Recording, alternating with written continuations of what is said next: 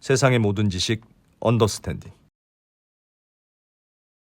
네, 이제 곧 뭐 따뜻한 예. 봄날도 오고 해서 좀 편안하게 마음 편하게 그 뉴스를 보다 보면 자꾸 깜짝깜짝 할 만한 뉴스들이 나오고 있죠. 네.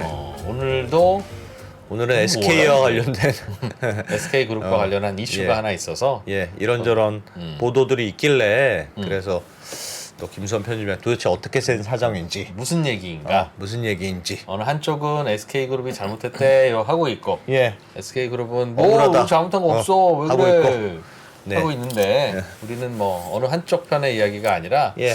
그게 무슨 얘기인지 좀 복잡한 것 같아서 예. 뭐 그거 말고 특별히 할 것도 없고 뭐 여러분도 아시겠지만 이게 매일매일 뭐 재밌는 이야기거리 찾는 게 쉽지가 않습니다 솔직히. 네. 그러나 저희는 최선을 다하고 있고 예. 김수환 편집장 모시고 오늘 그 얘기 좀 들어볼 거예요. 예. 괜찮겠죠? 네. 잠시만 기다렸다 돌아오겠습니다. 자, 네. 바로 모셔보죠. 김수환 편집장님. 코리아 모니터. 코리아 모니터 편집장님인데 그냥 국민 편집장님으로 불리는 것 같습니다. 정확히 예. 뭘 편집하시는지는 사실 편집은 안 하시는 것 같아요. 가끔 하신답니다. 예. 김수환 편집장님 어서 오십시오. 네, 안녕하십니까. 네. 국민 안녕하세요. 편집장 김수환 이게 편집장. 편집을 하고 싶은데 편집을 할 수가 없어요. 여기저기서 뭐 계속 빵빵 터지니까. 예. 저도 뭐 코리아 모니터가 사실은 저 단독 미디어입니다. 네. 제가 그 혼자 거의. 저 혼자서 하기 때문에 혼자서 뭐 SM도 해야 되고 뭐 SK도 해야 되고 여러 가지 뭐 이런저런 이슈도 해야 되고 예. 또 이렇게 기자들 전화 오면 전화 응대도 또 해줘야 되고 그래서 이 편집을 할 시간이 없습니다. 편집을. 언젠가는 편집을 하고야 말 거다. 기술을 배우고야 네. 말리라. 예. 그렇군요.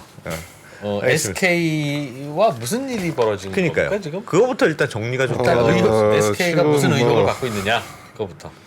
지금 이제 국내 뭐 공중파 방송에서 예. 그 공중파 방송국에 탐사 보도 팀이 있어요. 네.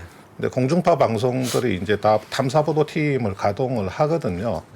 하는데 이제 이 탐사 보도 팀에 이 기사, 이 탐사 보도 팀이 취재한 기사를 낼 때 예. 이 컷을 붙여요. 예. 그 컷이 뭐냐면 끝까지 판답니다. 끝까지 판다. 끝까지 판다? 그래서 이 탐사보도팀이 저도 잘 아는데 그 예전부터 보면 끝까지 판다는 그 컷을 달아가지고 이런저런 기사를 그 심층 보도물을 많이 내곤 했어요. 근데 최근 며칠 사이에 그 우리 끝까지 판다 팀에서 예. SK 그룹을 좀 다뤘는데 SK 그룹의 뭐 수상한 파트너 뭐 이런 제목입니다. 예. SK 그룹에 수상한 파트너가 있다. 뭐 이런 제목이죠. 근데 이게 이제 하루 이틀 사흘 한 사흘에 걸쳐서 보도가 나갔는데 예. 오늘 어제 이제 사흘째 보도가 나갔고 오늘 SK 그룹에서 공식적인 입장을 내놨습니다. 예. 뭐 길지는 않은데 그 뭐 방송 보도 내용은 제가 이제 바로 뒤에서 말씀을 드리고 예. SK 입장은 이겁니다. 뭐냐면 적법하고 정상적인 M&A 거래를 이제 곡해를 했다. 방송국이 그리고 경영진의 명예가 훼손이 되었는데 법에서 금지한 어떠한 행위도 없었다.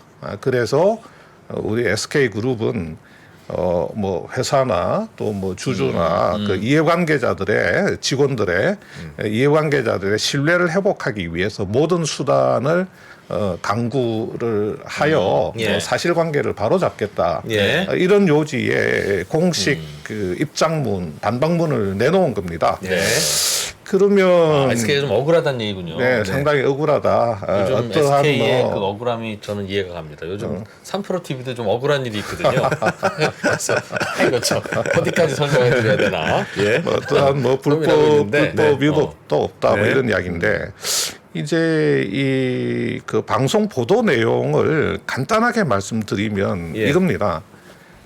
2020년 3월 네. 이제 뭐 코로나 초입 단계 그 정도 되겠죠. 예. 그때 키 파운더리라고 하는 그 파운더리 업체를 사모펀드 운용사 두 곳이 네. 펀드를 만들어서 인수를 합니다. 키파운드리라는 예. 뭐 하는 회사를. 회사예요? 파운드리 업체, 반도체. 반도체 파운드리 업체. 제조 주문 회사군요. 생산을 네, 해주는. 주문 생산 위탁 그 예. 회사를 사모펀드 두 회사인데. 곳이 연합해서 인수한다. 그렇죠. 예. 예. 근데 이 펀드에 출자를 한 곳이 예. SK 하이닉스하고 새마을 금고 중앙회입니다. 예. 그러니까 새마을 금고 중앙회하고 SK 하이닉스 이 두 곳이 이 펀드에 이게 출자를 하죠. 예. 그래서 이 펀드가 아까 말씀드린 대로 20년 3월 달에 4,150억 원을 들여가지고 예. 이 키파운드리를 인수를 하죠. 예. 인수 금액은 4,150억. 그리고 한 1년 6개월 정도 있다가 그러니까 21년 9월 달에 예. 한 1년 6개월쯤 지나서 이 키파운드리를 SK 하이닉스가 인수를 합니다. 그러니까 펀드 출자자였던 SK 하이닉스가 이 키파운드리를 인수를 하죠. 예. 네. 근데 얼마에 인수를 하냐면 5,700억에 인수를 합니다. 그러니까 이제 차익이 이 조금 남겼네요. 사모펀드 운용사 입장에서는 1,500억 정도 차익이 나죠. 예. 근데 이 1,500억 중에서 당연히 출자자, 우리가 흔히 말하는 LP 주주, 사모펀드의 주주. 예, 사모펀드의 출자자 LP, 이 LP인 SK 하이닉스하고 새마을 금고 중앙회에 매각 차익으로 1,300억을 주고 예. 이 사모펀드 운용사는 운용 보수 또 이제 매각 그 성공 보수, 매각 차익 성공 보수로 받았겠죠? 예, 나머지 200억 정도를 이 사모펀드 운용사 두 곳이 이렇게 가져가는 거죠. 예. 뭐 정확하게 말하면 한 170억 정도 되는데 예. 그런데 이제 이 방송 보도에서 이제 주장하는 내용은 뭐냐면 우선은 그 사모펀드 두 곳 중에서 한 곳이 알케미스트 캐피탈 파트너스라는 곳인데 예. 뭐 그냥 간단하게 알케미스트 그 알케미스트에 SK돈과 새마을금고돈이 들어갔다는 건가요? 알케미스트하고 또 다른 그 사모펀드 운용사가 만든 펀드 예. 알케미스트는 사모펀드 운용사니까 사모펀드 운용사 둘이서 사모펀드 하나를 펀드를 하나를 만들어서 만들고 그리고 SK돈도 들어오고 그렇죠. 새마을금고돈도 새마을금고돈도 들어오고 이 들어가고. 돈으로 어디 파운드리에서 하나를 투자했다가 키파운드리 1년 만에 예. 좀 비싸게 SK에 팔아서 돈을 벌었으니 그렇죠. 예.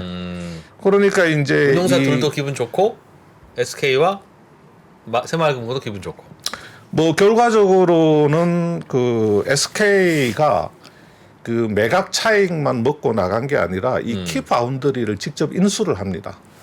예. 직접 예. 직접 인수를 하는데 그러니까 이제 이 보도에서 주장하는 거는 사모펀드 두 곳 중에서 한 곳이 알케미스트라고 하는 곳인데 네.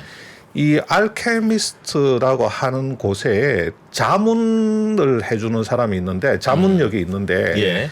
이 자문력이 은진혁이라는 사람이고 네. 이 은진혁이라고 하는 사람은 과거에 최태원 회장하고 인연을 맺고 굉장히 각별한 관계를 유지를 하면서 예. 사실상의 뭐 SK 그룹의 비선 활동을 하면서 뭐 SK 그룹의 뭐 M&A라든지 SK 그룹 계열사들의 뭐 투자라든지 이런 것들에 굉장히 관여를 많이 한 사람이다. 예.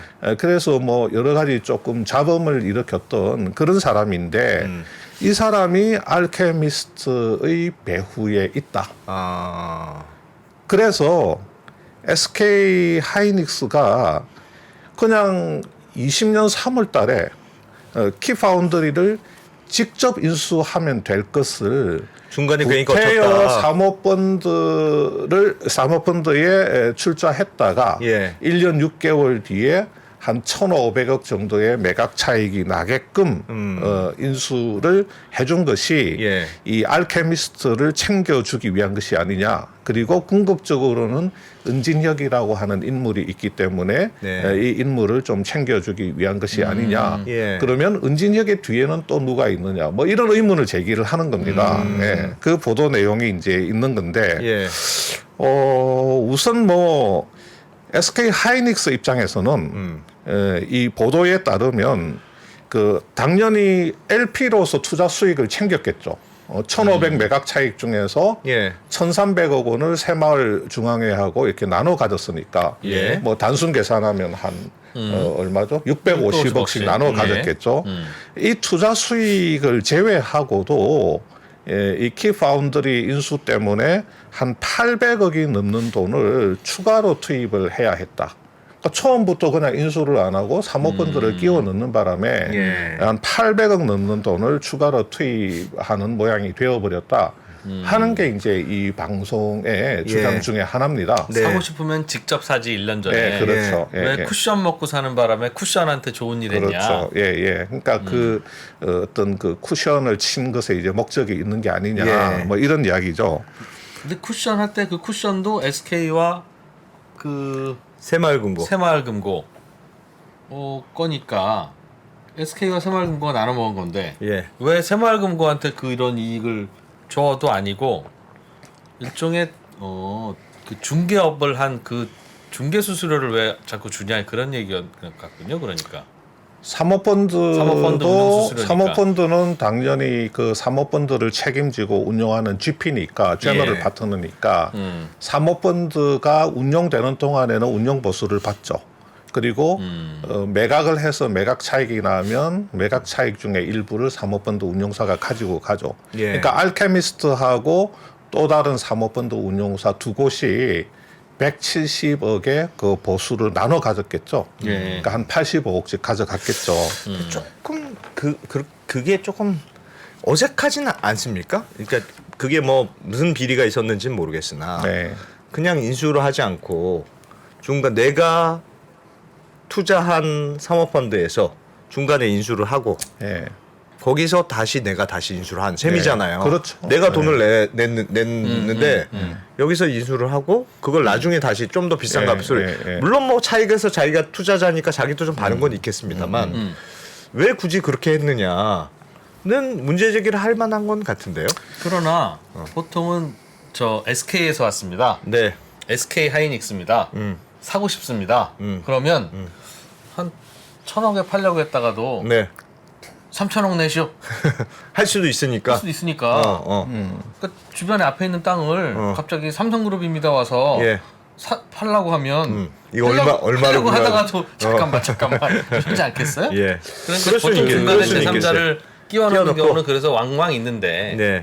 싸게 그래서 살려고. 지금 이제 이겁니다. 그 예컨대 어떤 기업이 펀드의 그 LP로 그 예. 출자자로 참여를 했다가 나중에 이 펀드가 가지고 있는 그 투자 기업을 인수를 하는 경우가 뭐 극히 이례적이거나 그런 경우가 없느냐? 그건 아니거든요. 예. 가장 뭐 가까운 사례로는 한샘 같은 경우를 들 수가 있습니다. 예. 그 한샘도 원래는 그 IMM이라고 하는 IMM 그 프라이빗 에쿼티가 IMM이라는 사모펀드 운용사가 펀드를 만들어서 그 한샘 지분 한 20%, 28% 정도를 사거든요. 예. 그 한샘의 그 명예회장, 조 명예회장 지분을 사지를 않습니까? 예. 예. 그때 롯데그룹이 그 출자자로 참여를 해요. 예. IMM이 만드는 펀드에 펀드에, 예, 출자자로 LP로 들어가거든요. 예. 그러면 그 펀드 투자자들 중에서는 뭐 롯데도 있고 또 어떤 금융회사도 있고 예. 우리가 흔히 말하는 그 연기금 같은 것도 있지 않겠습니까? 예. 그러면 금융회사나 연기금은 거기서 투자 수익 자체를 목적으로 하는 겁니다. 그래서 이제 우리가 흔히 뭐 FI, Financial Investor, 그 재무적 투자자라고 하는 거고 예. 롯데는 근본적으로 거기서 매각 차익을 보려고 들어가는 회사는 아니거든요. 롯데는 나중에 이 재무적 투자자들이 가지고 있는 뭐 지분을 인수한다든지 해서 한샘을 M&A 하기 위한 목적으로 여기에 LP로 참여를 하는 겁니다. 그래서 그렇게 들어가시면 유리합니까? 그러니까. 인수하는데? 그래서 이제 롯데가 이렇게 또아리 틀고 그렇죠. 있으면 에이, 그냥 롯데가 사는 거네. 라고 생각하지는 않을까요? 그러니까 이제 롯데 같은 경우는 우리가 뭐 전략적 투자자, 예. 스트래티직 인베스트라고 하는데 이렇게 투자를 하는 경우는 일단은 뭐 리스크를 좀 완화시키기 위한 목적이 있는 거죠. 뭐 출자자 입장에서도 이 예. 사모펀드에 그 출자를 하는 FI 입장에서도 보통 이런 그 SI 전략적 투자자들이 들어오면 항상 그런 것은 아니지만 예. 그 후순위 출자자로 참여를 하는 경우들이 많거든요. 예. 그러니까 만약에 그 투자한 기업에 이렇게 뭐 가치가 떨어져서 나중에 매각을 할 때 손실이 예상된다고 하면 이런 그 SI들이 그 손실 부분을 흡수를 해주는 겁니다. 후순위이기 때문에. 이런 FI들이 선순위이기 때문에. 예.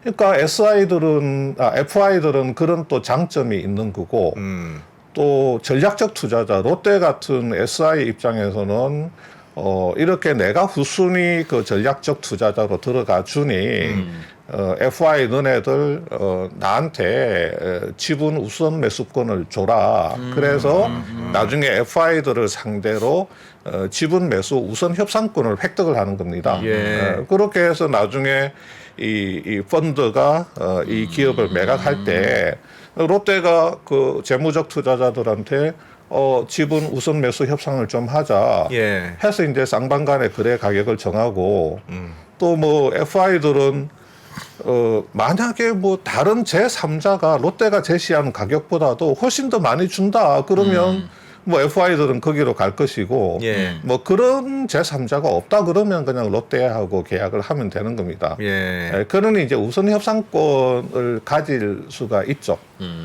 그런 뭐 그런 이제 어드밴티지를 SI가 받을 수 있기 때문에 네. 뭐 후순위 출자자로 참여를 하는 경우가 경우들이 많죠. 그래서 FI들 입장에서는 우선은 롯데라고 하는 그 차후에 그 매수할 수 있는 기업을 예. 확보를 이 펀드 안에 확보를 해놓고 가기 때문에 좀 네. 안정적인 느낌도 들죠. 나중에 이 기업을 인수할 곳을 막 찾아다닐 필요 없이 예. 우선은 뭐 롯데하고 이렇게 먼저 우선 협상을 할 수가 있으니까 이 기업을 팔 수 있는 그런 그 대상 기업을 일단은 확보를 해놓고 그래서 가는. 몰래 팔 수는 없겠군요. 하여튼 내가 이렇게 주주로 들어가 있으니까 몰래 팔 수는 없죠. 팔려고 하는 정보 자체는 그리고 잘 알겠고. 이렇게 SI로 들어가게 되면 아무래도 뭐 한샘 같은데 예컨대 뭐 이사 한 명을 또 기타 네. 비상무 이사가 됐든지 어떤 예. 식으로든지 또 이사 파견을 통해서 회사의 어떤 경영 상황이나 이런 것들을 또 파악을 알수 할 수가 있는 있으니까. 장점이 있으니까 이런 구조로 가게 되고요. 네. 뭐 그래서 이런 구조가 예를 들어서 그 요기요 있지 않습니까? 예. 요기요도 GS 그룹이 인수를 한다고 하는데 요기요를 인수하는 펀드에 GS 그룹이 출자한 금액은 한 30% 정도가 됩니다. 예. 이제 그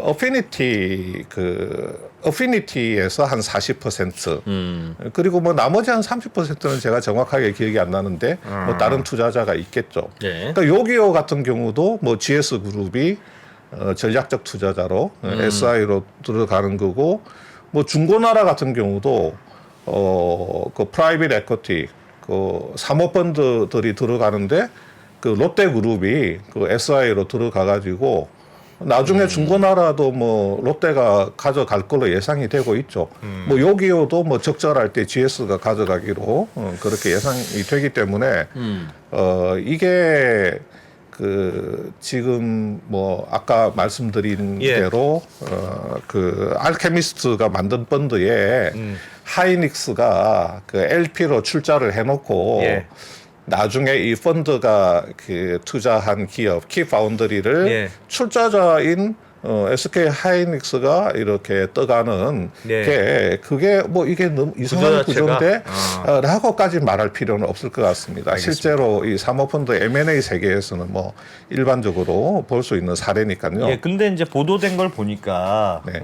그 말씀하신 구조는 알겠어요. 그러니까 일반적으로 LP로 참여해서 나중에 내가 이제 이 회사를 인수하고 싶은데 바로 안 팔 수도 있으니 사모펀드가 샀던 걸 내가 했으면 아무래도 이제 우선권이 좀 있고 어디에 파는지를 잘 알 수 있으니까 딱 지켜보고 있다가 내가 살 수 있는 구조는 있는 것 같은데 지금 이 보도 내용을 조금 보니까 처음에 이 사모펀드가 인수하기 전에 이 키파운드리라는 회사를 인수하기 전에 이런저런 뭐 인수 무슨 보고서 같은 걸 작성했는데 네. 이 보고서를 뭐 사실인지는 모르겠습니다만 SK 하이닉스 직원이 아예 작성을 했다. 네. 그러니까 맞아요. 네, 이거는 맞습니다. 네. 사실상 SK 하이닉스를 처음부터 주려고 생각하고 있었는데 중간에 사모펀드가 낀 거 아니야? 그게 이제 보도의 약간 요지인 것 같습니다. 예, 예. 근데 중간에 끼면 끼어야 하는 이유, 괜히 왜 끼웠는지에 대한 이유는 아까도 잠깐 이런 거 아니야라고 했은 것처럼 1번 하이닉스가 직접 사러 가면 값이 올라가니까. 그럴 가능성도 또 있기는 네. 있죠. 다만 파는 물론 사람이 일부러 입장에서는. 껴넣었다. 물론 파는 사람 입장에서는 그럼 네 사모펀드의 돈 주인이 누구니? 라고 물어는 볼 거고 하이닉스하고 새마을금고야 그럼 사실상 하이닉스인데? 라고 할 수는 있겠으나 어쨌든 네, 예. 예. 두 번째는 하이닉스가 그걸 한꺼번에 살 수 있는 돈이 없어서 당장은 나중에는 갖고 싶은데 네. 일단 새마을금고랑 같이 들어가려면 해서, 그 구조를 예. 짤 수밖에 없으니까 예, 예. 뭐 그렇게 그랬다든지. 했을 가능성도 있어 보이고 네. 근데 이제 이쪽에서 보도가 의심하는 건 그 중간에 그 역할을 쿠션 역할을 해줄 사모펀드가 네. 이런 식으로 좀 비싸게 다시 SK한테 팔면 수수료가 나오니까 그 수수료를 사모펀드 운용사한테 몰아주려고 그 일을 했다고 예, 예. 주장하는 거죠. 예, 예. 지금 이 알케미스트하고 예. 그 나머지 한 곳이 이제 그래비티인데 예. 알케미스트하고 그래비티가 이 사모펀드를 만든 그 사모펀드의 형태가 뭐냐면 우리가 블라인드 펀드가 아니고 프로젝트 펀드입니다. 블라인드 펀드는 그 출자자들이 출자를 할 때 이 네. 펀드가 어디에 투자하는지를 몰라요. 그냥 돈만 태우는 겁니다. 예. 대부분 그냥 일반적인 금융회사나 연기금 같은 경우는 믿을 만한 뭐 사모펀드들, 뭐 한행컴퍼니, IMM, 뭐 그런 데들 있잖아요. 예. VIG 뭐 이렇게 큰 데들, MBK 같은 데들은 또 스틱 인베스트먼트 이런 데들은 워낙에 유명한 또 사모펀드들이고 네. 그동안의 트랙 레코드가 또 상당하기 때문에 그 블라인드 펀드를 만들어도 뭐 좀 쉽게 뭐 조단위 블라인드 펀드를 그냥 쉽게 그 구성을 해버립니다. 예. 그런데 이제 프로젝트 펀드라고 있잖아요. 일단은 주로 뭐 업종 반도체 또는 뭐 바이오 아니면 뭐 원자재 또는 그 업종 차원을 넘어서서 아주 구체적인 기업을 이렇게 정해놓고 출자자를 모을 수도 있습니다. 예. 그러니까 뭐냐면 알케미스트 같은 경우는 우리가 키파운더리가 이제 매물로 나올 거니까 예. 그 키파운더리가 원래는 매그나칩 반도체의 그 파운더리 사업 부문이잖아요. 예. 그러니까 이제 매그나칩 반도체가 자기네 파운더리 부문인 그 키파운더리를 이거를 이제 영업 양수도 방식으로 그냥 영업을 통으로 떼서 이제 팔겠다. 그래서 매각 주관사 정해 가지고 뭐 이렇게 팔 의사를 보이니까 예. 저거 우리가 인수를 해야 되겠다. 해서 빨리 그 펀드를 만들어야 되겠다. 그러면 이게 프로젝트 펀드가 되거든요. 예. 프로젝트 펀드를 구성하기 위해서 어떻게 할까? 이게 그냥 순수하게 그 FI들로만 구성을 할까? 아니면 SI와 FI를 뭐 섞어서 넣을까? 뭐 이런 것도 이제 고민을 하게 되겠죠. 예. 그러니까 그 과정에서 제 생각으로는 그 과정에서 SK 하이닉스 같으면 나중에 여기가 원래 키파운드리가 그 SK 하이닉스 것이었습니다. 원래 예. 옛날에 LG 반도체가 있었고 예. IMF 때 반도체 빅딜 할 때 그 현대전자가 LG 반도체를 인수를 하잖아요. 예. 그때 빅딜 할 때 그 현대전자가 나중에 하이닉스로 이름을 바꾸고 SK 그룹이 인수를 하면서 SK 하이닉스가 됐고 그 과정에서 메모리만 남겨두고 비메모리를 그 분사시켰었죠. 해외에 매각을 해버리죠. 그게 매그나 칩이고 거기서 다시 사온 거구나. 그렇죠. CBC 캐피탈이 예. 그 하이닉스의 비메모리 부분을 떠갔는데 예. 그렇게 해서 만든 게 매그나 칩이고 매그나 칩이 그 안에서 또 그 바운더리를 팔겠다고 내놓은 게 그게 지금의 이제 키파운더리거든. 키파운더리니까. 그러니까 SK 하이닉스 입장에서는 예. 옛날에 자기 것이었죠. 예. 예. 그래서 아마 그 알케미스트 같은 경우는 요것은 뭐 SK 하이닉스가 상당히 관심을 보이지 않겠나 해서 예. SI로 데리고 오고 그 다음에 뭐 새마을 금고 중앙회 같은데 가면 SK 하이닉스가 들어온다 그러면 말하기 좋잖아요. 나중에 SK 하이닉스가 뭐 되사갈 수도 있고 괜찮다 뭐 이런 식으로 해서 새마을 중앙회도 한 2천억 넘는 돈을 집어넣었던 것 같습니다.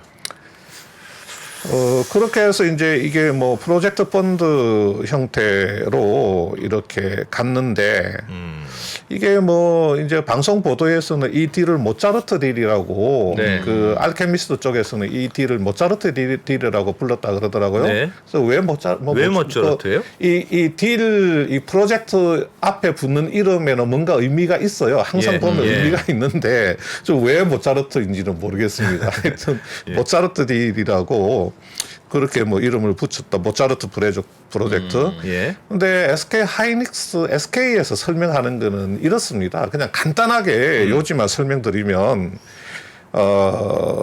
19년도, 20년도에 그때 그 이 파운드리 업계 상황이, 그러니까 제가 볼 때는 SK 그룹이 돈이 없어서 처음에 뭐 펀드에 이렇게 돈을 넣고 새마을 금고 들어오고 그랬을 가능성은 별로 높은 것 같지는 않아요. 돈 자체가 뭐 부족하거나 그래서 그랬던 것은 아니었던 것 같고 하여튼 파운드리 좀 업황을 좀 더 봐야 되겠다 뭐 그렇게 생각을 했었던 것 같고 뭐 SK의 이제 설명은 그 당시에 뭐 SK가 중국 회사하고 그 파운드리 사업을 같이 또 하고 있는 상황이었기 때문에 그 키파운드리를 뭐 다이렉트로 인수를 하기가 좀 애매한 상황이었고 업황도 좀 업황 자체가 이제 좀 애매한 상황이었는데 21년도로 들어가면서 그때 이제 한참 코로나 시국이니까 예. 그때 파운드리 그 수요가 엄청나게 늘어났잖아요. 네. 파운드리 그 수요가 엄청나게 늘어나면서 파운드리 업황이 굉장히 빠른 속도로 좋아졌고 또 뭐 정부에서도 그 파운드리 그 양성 필요하다는 그런 이야기들을 계속했고 또 뭐 SK 하이닉스 입장에서도 그 당시에 파운드리가 좀 있기는 있었어요. 뭐 예. 청중가 어디에 예. 그 SK 하이닉스 자회사로 파운드리 한 10만 장, 예. 8인치 웨이퍼로 한 10만 장 정도 하는 회사가 있었는데 예. 네. 이 워낙에 이제 수요가 증가하고 이렇게 그러다 보니까 이걸 이제 한 20만 장, 30만 장 늘려야 되겠는데 M&A를 할 것이냐, 여기에 증설을 할 것이냐, 거기에 대한 고민을 하다가 증설은 좀 시간이 좀 걸릴 것 같으니까 예. 그냥 바로 키파운드리를 그냥 인수하는 걸로 하자고 이제 확정을 했다는 거예요. 예. 확정을. 예. 그러면 처음에 그 펀드에 출자할 때는 키파운드리를 인수할 생각이 없었느냐? 당연히 있었겠죠. 없었던 처음부터. 것은 아니고. 예. 근데 있었지만 좀 상황을 보고 결정하겠다. 좀 아직 뭐 이거를 정확하게 뭐 우리가 가지겠다라는 것보다는 뭐 업황이 뭐 좋아지고 상황이 좋아지면 이거 우리가 그 가지겠다. 네. 그러면서 그 당시에 SK 하이닉스가 그 3년 뒤에 행사할 수 있는 그 우선 협상권을 부여받았다는 그런 내용들이 그 당시에 좀 밖으로 알려졌어요. 예. 그래서 한 3년 뒤에는 SK가 이걸 가져갈 수 있겠구나 네. 하는 게 이제 이 시장의 컨센서스였는데 예. 근데 1년 한 6개월 만에 가져갔으니까 조기에 가져간 거란 말이죠. 예. 그러니까 이제 SK 쪽 설명은 업황이 워낙에 빨리 좋아지고 그 파운드리 수요가 워낙에 불이 붙고 하니까 빨리 인수를 해서 뭐 노후화된 설비 뭐 업그레이드 할 거 있으면 하고 예. 빨리 하자. 그래서 이제 조기에 인수를 하게 되었다. 이제 그 이야기거든요. 그렇다고 하더라도 그 예를 들면 LP로 참여하고 처음부터 내가 시점을 좀 보고 한다고 생각하고 하여튼 한 쿠션을 의도적으로 했다고 하더라도 그게 지금 약간 그런 문제가 그 이 중간에 있는 그 사모펀드가 네. 최태원 회장과 관련돼 있는 인물이 뭐 등장한다 거기에. 예. 그래서 좀 그런 거 아니냐. 예. 그러니까 방송사의 보도는 음. 최태원 회장 관계자 네, 이름 뭐라고 했죠? 은모 씨가 은모 씨. 네, 은모 씨가 은모 그 씨. 알케미스트라는 사모펀드의 주인인가 봅니다. 그러니 이렇게 한 쿠션 먹는 딜을 통해서 알케미스트라고 하는 사모펀드 운용사가 돈을 벌었는데 그거 그냥 받았으면 알케미스트한테 돈 안 줘도 되는 걸 굳이 이렇게 해서 결국은 SK 최태원 회장 한테 돈 가게 한 거 아니냐 하는 의혹인 거죠. 예, 이제 이 방송사에서 아마 처음에 보도를 할 때는 예. 결국은 알케미스트 챙겨주기인데 예. 알케미스트를 챙겨주는 이유는 그 은진혁이라는 인물이 네. 예, 있기 때문이고 예. 은진혁의 또 뒷단에는 뭐 최 회장이 있지 않겠느냐 네. 그런 생각을 했을 것 같습니다. 그런데 그 보도된 내용들을 다 보면 아마 이제 끝까지 판다 팀도 그 보도 내용 중에 보면 뭐 알케미스트와 뭐 예컨대 뭐 최 회장과의 관계 이런 것은 뭐 우리가 명확하게 취재를 하지 못했다. 예. 그러나 여러 가지 정황으로 봤을 때 뭐 최 회장까지는 연결 안 되더라도 이 은진혁까지는 뭔가 연결이 되고 그 챙겨주기로 볼 수밖에 없는 어떤 정황이나 예. 물증들이 있다 예. 이렇게 이야기를 하거든요. 근데 이게 지금 아마 뭐 은진혁이라는 이 분에 대해서 예. 지금 뭐 워낙에 그동안에 기사도 좀 많이 나왔고 이번에 방송 보도에서도 뭐 실명 보도가 되었기 때문에 네. 우리 뭐 언더스탠딩에서도 그냥 부담 없이 뭐 실명을 이야기를 하도록 그렇게 하겠습니다. 예. 근데 은진혁과 최 회장과의 관계는 다 알려져 있습니다. 언제 어떻게 해서 관계를 맺게 됐는지. 옛날에 V 소사이어티라고 하는 그 재벌들 일종의 뭐 모임이랄까요? 커뮤니티 모임 같은 게 예. 있었어요. 예. 그때 뭐 재벌 2, 3세 예. 그리고 그 벤처 창업자들 좀 뭐 이렇게 성공한 벤처 예. 창업자들이 모여서 뭐 서로 갖가지 뭐 투자 정보도 교류하고 예. 서로 친목 모임을 하는 그 V 소사이어티가 있었어요. 그때 그 지금 뭐 안철수 씨도 예. 그때 그 V 소사이어티 멤버이기도 했었어요. 예. 그 당시에 이제 안랩 창업한 그런 벤처 사업가였기 때문에 그래서 그때 뭐 최태원 회장, 뭐 코롱의 이용렬 회장이라든지 뭐 이런 현대중공업 현대산업개발의 그 정몽규 회장이라든지 뭐 그 당시에는 상당히 젊은 사람들이었겠죠. 2세, 3세들이니까 그 모임에 이렇게 참여를 했는데 예. 그때 은진혁 씨가 인텔 코리아의 대표였어요. 예. 인텔 코리아 대표로서 그 V 소사이어티의 그 총무직을 맡아서 그 최태원 회장이라든지 이런 분들하고 그 네트워크를 하게 된 겁니다. 예. 근데 이제 최태원 회장이 이렇게 보니까 이 젊은 친구가 이제 상당히 뭐 스마트하게 보였던 것 같아요. 예.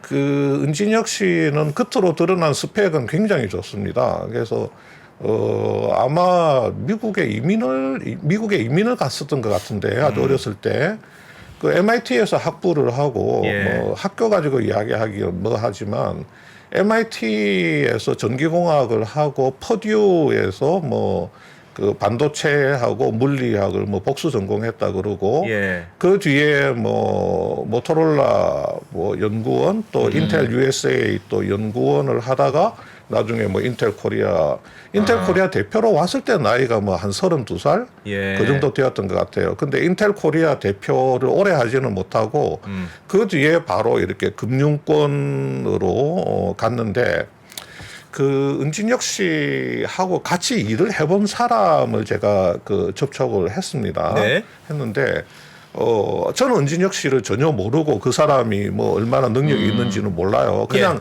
그분 말씀을 그냥 그대로 전해드리겠습니다. 예. 근데 또 보시는 분들도 또 김 편집장, 김 대표 저 사람 또 너무 SK한테 유리한 이야기 하는 거 아니야? 그렇게 예. 이야기를 할까봐 좀 두렵기는 한데 예. 저는 뭐 전혀 뭐 SK 입장을 뭐 두둔한다든지 예. 아니면 뭐 그 방송 보도를 뭐 비판을 한다든지 할 의사는 전혀 없습니다. 그러나 결과적으로는 그렇게 될 것 같으신 거죠. 지금 전혀 없고 전혀 없고 그 방송에서 연일 계속 보도를 했기 때문에 방송에서 막 칼을 막 휘둘렀기 때문에 우리가 한번 또 이런 측면도 있다는 거를 그냥 말씀드리는 겁니다. 예, 각오하고 듣겠습니다.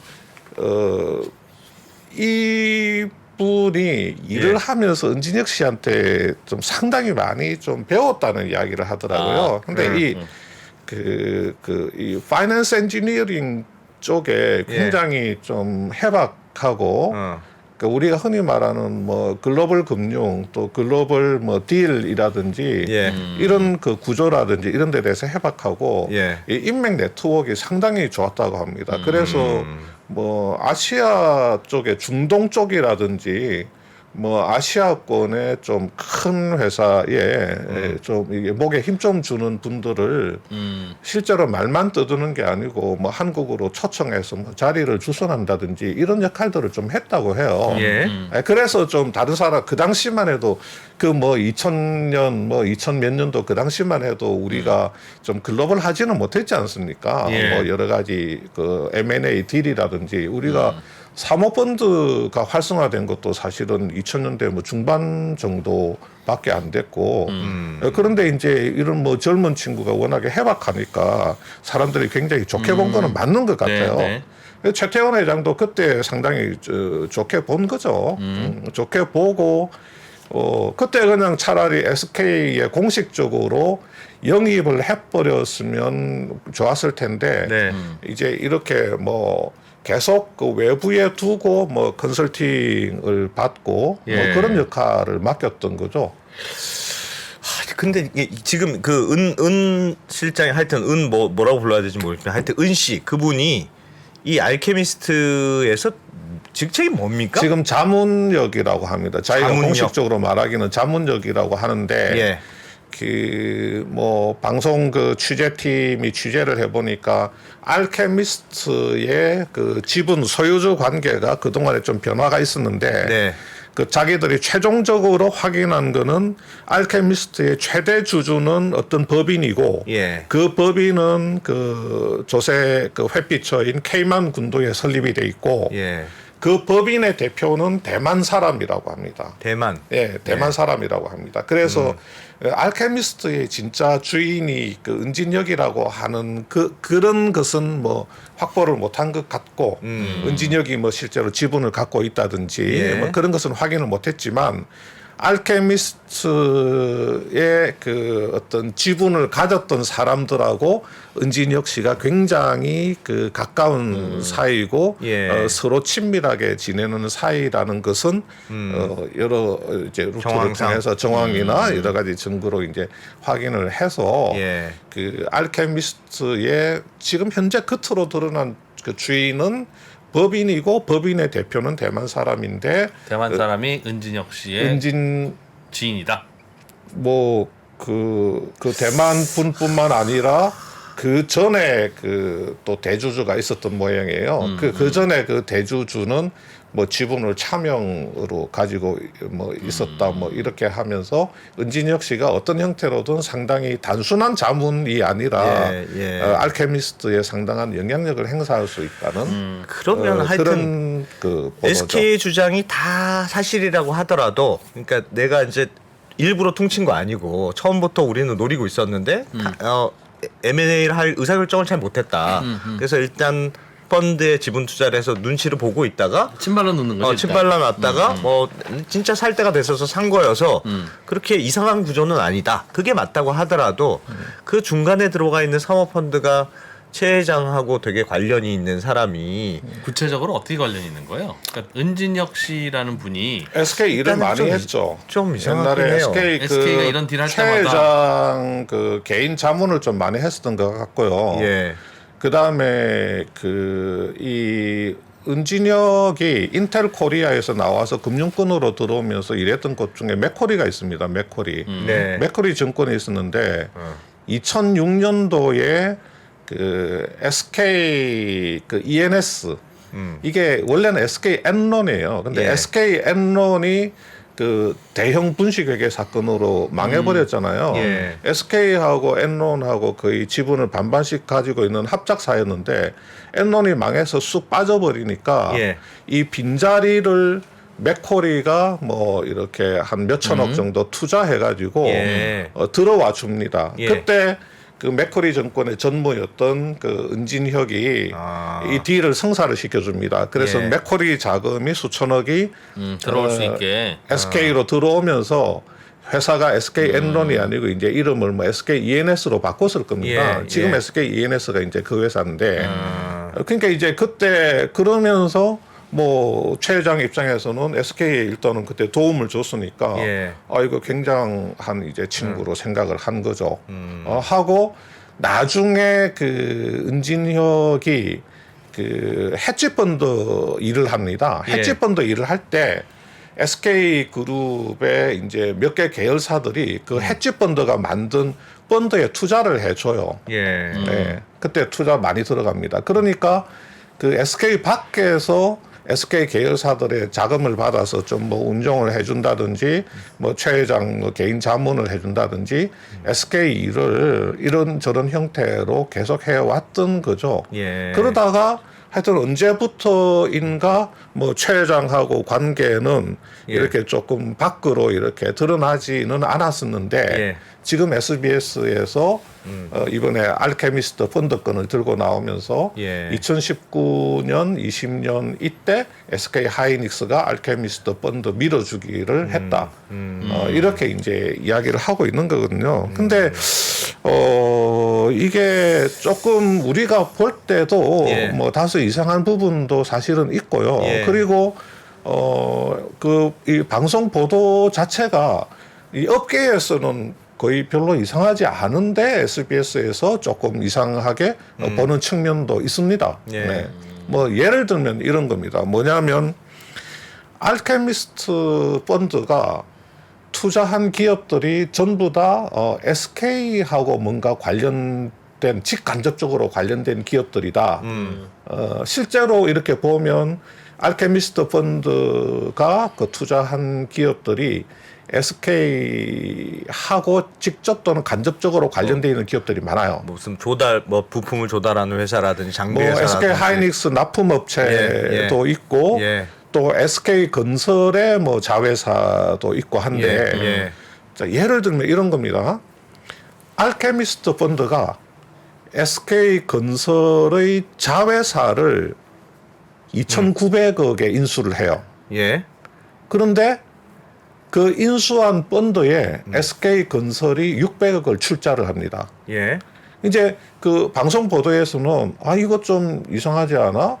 SK 건설은 자회사를 팔았는데 예. 그 자회사를 인수한 펀드의 출자자를 보니까 SK 건설이 600억을 출자해 놓았네. 이거 좀 이상하네. 이제 이런 시각으로 보는 거거든요. 근데 예컨대 이런 거는 뭐 이진우 프로도 너무너무 잘 아시잖아요. 네. 왜 이런 이제 거래가 생기는지. 뭐 돈 필요하면 뭐 그렇기도 하죠.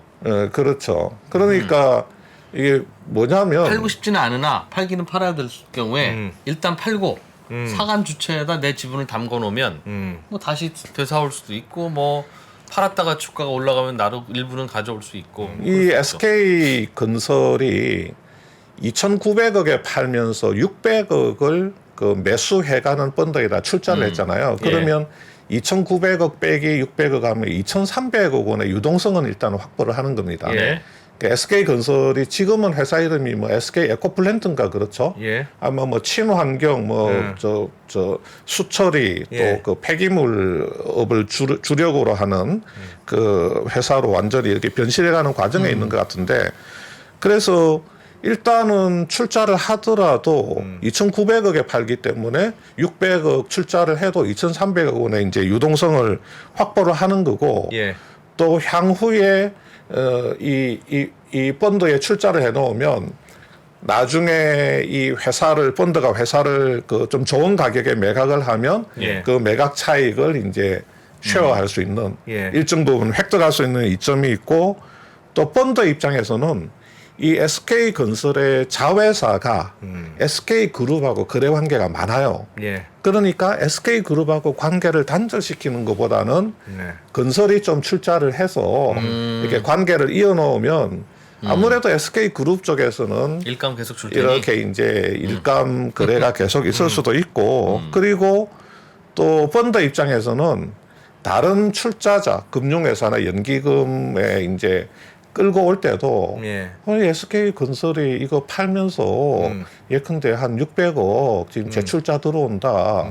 이 회사가 앞으로 이게 얼마나 그 좋아질지는 좋아진다. 건설이 더 잘 알지 않겠느냐. 뭐 그렇게 이제 타 이제 투자자들 끌고 들어오기도 좋고 뭐 그래서 서로 윈윈 차원에서 이런 형태는 많이 있습니다. 그래서 뭐 대주주가 어떤 회사 대주주가 자기 지분 팔면서 매수해가는 펀드에 지분 일부 걸치는 경우들이 또 꽤 있잖아요. 예. 그래서 팔면서 매수해가는 펀드에 출자를 해서 나중에 뭐 매도 차익을 같이 좀 쉐어를 한다든지 이 펀드의 구성을 좀 돕는다든지 뭐 그런 거는 이상하지 점이 않습니까? 있죠. 이게 보도의 취지는 저도 뭐 정확하게 모르겠습니다만, 그러니까 이 사모펀드가 SK와 관련된 회사들을 다 인수해서 결국 SK 쪽으로 팔았다더라. 그런 건데 이제 그게 그러니까 앞에 맥락하고 비슷한 의혹을 제기하는 것 같아요. 그러니까 예를 들면 사모펀드가 있었고 SK가 인수할지 말지 모르지만 내가 인수하는데 유리한 고지에 있으려고 일단 출자를 했다고 하면 그런 것도 있고 아닌 것도 있어야 하는 게 논리적으로 그런 맞는 것 것도 같은데 있고 아닌 것도 있다고 하죠. 있다고는 합니까? SK에서는. 네. 그러니까 뭐 예를 들면 SK텔레콤이 예. 알케미스트 펀드에 출자를 해요. 예. 일부 그 펀드가 무슨 반도체 기업을 인수를 합니다. 예. 그러면 SK텔레콤이 나중에 이 펀드한테서 그 반도체 기업을 인수를 하려고 자기들은 출자를 한 게 아니라고 이야기를 해요. 네.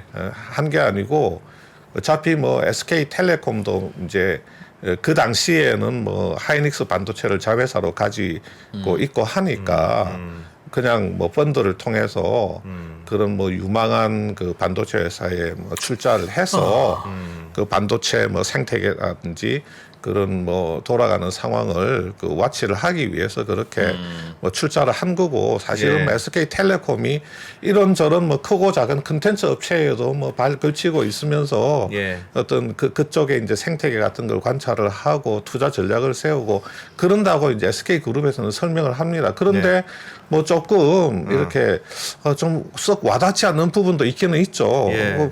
뭐 그렇긴 한데 뭐 그거는 뭐 이렇게 뭐 말을 하기 나름인 거고. 예. 그러니까 말씀하신 대로 의혹을 제기한 쪽에서는 왜 다이렉트로 사지 쿠션 먹여서 자꾸 그러냐. 쿠션한테 왜 돈 몰아주냐. 어.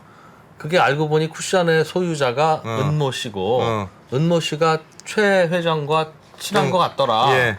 그러니까 의혹을 제기할 수도 있는 것 같고 네네.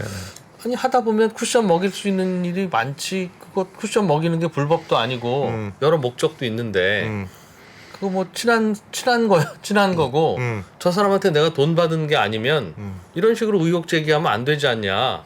당신은 단골이라는 거 없냐. 왜 단골집에 가서 맨날 밥 먹냐. 그럼 몰아주기냐 하면 아니 밥 먹다 보면 그러지만 자꾸 갈 수도 있는 거고. 그러니까 이게 뭔가 증거가 있지 않으면 예. 참 애매할 것 같은데. 이 펀드에 출자를 했다가 그 펀드가 가지고 있는 기업을 인수한 거는 이제 키파운드리 사례가 이제 하나가 있는 거고 예. 나머지 이제 여러 개 기업들 같은 경우는 아까 말씀드린 SK 건설 자회사 또 뭐 텔레콤이 텔레콤이 출자한 펀드가 그 코스닥 반도체 기업을 산 경우 그거는 뭐 텔레콤이 그 반도체 기업을 나중에 인수할 의사는 뭐 없다고 하는 거고 뭐 요런 이제 SK 직간접적인 기업들 근데 이제 뭐 이런 이야기를 할 수는 있죠. 뭐 SK 입장에서는 알케미스트 자체가 이 반도체 그 투자를 주력으로 표방을 하고 예. 그러다 보니 뭐 SK 하이닉스하고 관계를 맺고 거기서 이제 파생되는 거래가 나타나는 것일 뿐이지 뭐 의도적으로 뭐 꼭 알케미스트하고 뭐 일부러 알케미스트하고만 거래를 하려고 하는 것은 아니고 근데 많이도 하긴 했네요. 특히 새마을금고가 많이 SK랑 했어요. 많이 친한데요 보니까 예, 이런 많이 했어요. 딜들이 많은데. 근데 이 사모 투자 업계가 조금 그렇기도 합니다. 그러면 이제 SK가 좀 대형 사모펀드 중에서는 제가 볼 때는 그 IMM하고 제일 친한 것 같아요. 아마 예. 한 60% 이상은 IMM하고 일을 하는 것 같습니다. 그러니까 좀 성과를 내주고 이게 뭐 이 사모펀드 업계에서 일하시는 분들이 다 그 인맥이나 네트워크로 일을 하잖아요. 뭐 이 어떤 그 딜 소싱이라고 하는 게 뭐 앉아서 인터넷 검색해서 되는 게 아니잖아요. 예. 뭐 솔직히 말해서 뭐 학연, 지연, 뭐 온갖 그 인연들을 가지고 뭐 맨 땅에 헤딩하기도 하고 뭐 이 서로 줄을 찾아가지고 접촉하고 뭐 그렇게 해서 뭐 그래 되는 거 아니겠습니까? 뭐 제 지인들이나 뭐 후배들도 사모펀드 업계에서 일하는 친구들 많지만 그 뭐 딜 할 때 보면 다 뭐 학연, 지연, 뭐 혈연 뭐 온갖 그 잡을 수 있는 줄들은 뭐 다 찾아가지고 들어가는 거거든요. 그러니까 하필이면 그러니까 알케미스트라는 펀드하고 SK 계열사 간에 거래가 그냥 많았는데 네. 그냥 뭐 알케미스트 뭐 사람들이 그냥 뭐 그냥 했나 보다. 사모펀드 업계에서 일하는 사람들이더라. 그러면 아. 이런 보도가 나오진 않겠죠. 하필이면 은진혁이 자문역으로 있고 은진혁이라는 인물 자체가 과거에 뭐 그 언론상으로 보도되기로 최태원 회장 비선이라는 그런 표현까지 받았었고 2016년도에 SK 그룹이 그 내부적으로 그 금융 솔루션 팀이라고 해서 M&A라든지 뭐 사업 구조 여러 가지 해외 딜 같은 거를 좀 맡을 팀을 구성할 때 그때 은진혁 씨를 그 팀장으로 영입을 하려고 하다가 SK 내부에서도 좀 너무 잡음이 있으니까 이건 좀 좋지 않다라는 목소리가 나오고 그런 게 이제 언론에 조금 은진혁이 SK 그룹에 뭐 이런 중요한 직책으로 가나 하는 일부 보도도 나오고 하니까 SK 그룹에서 철회를 한 적이 있어요. 그때 그 보도되기로는 뭐 은진혁 씨가 나는 부담돼서 못 가겠다 뭐 여론도 그런 것 같고 그래서 본인이 고사한 걸로 그렇게 보도가 돼 있긴 한데 뭐 하여튼 제가 알기로는 SK 이제 고위 관계자가 이거는 좀 아닌 것 같다라고 뭐 회장한테 직언을 해서 그렇게 영입을 안 하는 안 걸로 했다는? 했다고 그렇게 얘기를 하더라고요. 저희 시청자들 중에서도 제보를 보내주고 계신 분이 많네요. 예. SK 하이닉스 회사 안에 새마을금고 지점이 있답니다. 야, 내가 뭔가 관계가 있을 줄 알았어 내가. 뭔가 새마을 왜 하필 왜 새마을금고였냐? 하필이면 농협이 아닌 수협도 아닌 새마을금고 모든 금융사 지점이 다 들어있는 게 아니라면 저거는 물밑거래가 있는 겁니다. 그 차액을 예를 들면 사모펀드에서 남겼다는 그 차액이 어떻게 쓰여졌고 누구에 그건 안 나왔죠. 그걸 자꾸 여쭤보시면 그 1,500억 차익 중에서 1,300억 원은 아까 말씀드린 것처럼 그 LP인 SK 하이닉스하고 SK랑 새마을금고가 새마을금고가 가져가고 나눠. 그러면 그 남은 170억 중에서 한 80억씩 나눠줬을 거 아닙니까? 예. 그러면 이제 그 사모펀드 운용사 두 군데가 가져가 가지고 거기 그 이 딜에 그 기여를 한 사람들. 사람들한테 성과급으로 또 배분을 해야죠. 그러면 그 성과급을 받은 사람들은 또 자기 이제 소득세를 내야 되죠. 그래서 실제로 그 은진혁 씨가 자문역으로서 갖고 갈 수 있는 돈은 만약에 순수한 자문역이었다고 하면 그렇게 많지는 않을 것 같습니다. 그래서 은진혁이라는 인물 한 사람을 챙겨주기 위해서 저런 그리고 상대방이 새마을금고도 있거든요. 이게 펀드가 있으면 예를 들어서 SK 하이닉스 단독 출자 펀드다. 뭐 그러면 모르겠는데 이 알케미스트 펀드에는 다 기관 투자자들이 들어와 있는데 그럼 기관 투자자들이 뭐 은진혁 밀어주기에 덜러리를 서기 위해서 들어가는 건 아니니까 기관들은 또 그런 측면도 있고요. 그러니까 뭐 의심을 할 수 있는 그런 정황도 있고 또 이쪽 업계에서는 뭐 항용 뭐 그렇게 이례적이지 않은 걸또 그렇다고 볼 좀 수도 방송에서는 좀 특이하게 이렇게 지적을 하는 스토리상으로는 부분도 충분히 있고. 의혹을 제기할 만한 것 같습니다. 네. 그러나 조금 더 증거가 더 나오면 나오지 않으면 되치기 당할 수도 있는 그런 이게 참 애매하네 이게. 채팅창에서도 지금 새마을금고 발언 때문에 현대차에도 새마을금고가 그래요? 있고 삼성전자에도 새마을금고가 있는데 새마을금고를 파봐야 되겠는데 이거는? 새마을금고가 대기업계 물어발이냐. 제가 이제 방송 보도 중에서 그 네. 밸류에이션 부분이 좀 나옵니다. 그 에비타 이제 밸류에이션 부분이 나오는데 이 밸류에이션 부분을 제가 좀 설명을 드려야 되는데 네. 그 또 이런 거 이야기하면 또 우리 구독자분들이 나중에 되게 싫어하시더라고요. 예. 그러니까 뭐 이해 못하는 이야기만 주저리 한다고. 그래서 알겠습니다. 그 EV 에비타 밸류에이션 부분은 제가 사실은 이 부분도 조금 중요한 부분이기는 한데 산 가격? 예, 평가 가격, 예. 그 평가 가격이 그거야 좀 서로 그렇죠. 기량 나름이라서. 또 보도하는 입장에서는 그렇게 주장할 수 있는 부분이 있고 예. 또 제가 볼 때는 조금 다른 의견을 말할 수 있는 저는 조금 다르게 보는 시각이 있기 때문에 알겠습니다. 뭐 그거는 생략하겠습니다. 어떻게 생각해요? 안 기자 개인으로 김수환 편집장님은 제가 보기에는 네. 그런 구조는 꽤 있는 것 같다. 있는 것 같다. 근데 뭐 그냥 좀 다른 의견인 얘기 것 해주시려고 같다. 온 거니까 그런 것 같긴 예. 한데 예. 어떻게 누가 그러니까 의혹이 맞는 것 같아요? 아니면 저는 조금 이상하긴 한 것 같습니다. 이게 보도 보면 저도 중간중간에 조금씩 더 봤는데 그러니까 저도 경험상으로는 예. 그냥 이런 딜이 있었대 가지고 이렇게 보도하지는 않고. 않거든요. 예. 그러니까 뭔가 들은 게 있는 것 같긴 한데. 보도에 이런 것도 있습니다. 그 은지라는 자문역이잖아요. 근데 법인차를 타요. 근데 법인차가 미국 되게 고급 차를 탄대. 큰 차. 뭐 큰 캐딜락 고급차. SUV, 캐딜락 SUV인가 뭐 그런 걸 대충 탄대요. 그렇죠. 근데 실제로 그 사모펀의 대표가 있을 거 아닙니까? 예, 예. 대표는 한국 차를 탄다는 거예요. 법인차가. 그래서 자문역인데 법인 대표보다 더 높은 비싼 차를 법인차를 타고 다니는 게 이거는 단순한 자문역이 아니고 사실상 뭐 그런 거다. 막 그런 보도도 있어. 다른 사람은 그렇게 해도 안 대표가 그런 얘기 하면 안 됩니다. 안 대표 차가 내 차보다 비싸잖아요, 지금. 안 그럽니까? 뭐 그렇긴 합니다만. 이제 최근에 바꿨나? 방송 보도팀에서 예. 그 끝까지 계속해서 파보겠다고 그러니까 한번 보시죠. 뭐 어떤 또 알겠습니다. 추가적인 이야기가 나오는지. 예. 많은 분들이 결론을 안 내주니까 뭐냐, 왜 변종만 올리고 마냐, 뭐 이런 말씀도 하시고. 아니, 제가 이렇게 문건이나 이런 거를 다 가지고 있으면 예. 좀 네. 더 명쾌하게 근데 말씀을 현재까지는 이 정도가 제일 그냥 뉴트럴한 입장이 아닌가 싶습니다. 저희도 뭐 누구 편 들으면 확실한 거 알죠. 저도 네. 뭐 SBS가 오버했네, 뭐 SK가 잘못했네 이런저런 얘기하면 재밌는 건 아는데 구조로 봐서는 의혹을 제기할 만한 스토리인 것도 맞고 그러나 또 뭐 아니라고 하면 증거가 부족한 것 같기도 하고 뭐 그런 것 같습니다. 양쪽 어느 쪽에서라도 저희에게 나와 주시면 저희가 또 그 목소리 대변하겠습니다. 예. 네. 하여튼 그런 재밌는 얘기가 또 네. 뭐 한번 또 지켜보죠. 추가로 하여튼 보도도 나올 것 같으니까. 예, SK. 지켜보고요. 저는 이런 얘기 들 때마다 진짜 열심히 사는 분들이 참 많구나. 반성하게 됩니다, 정말.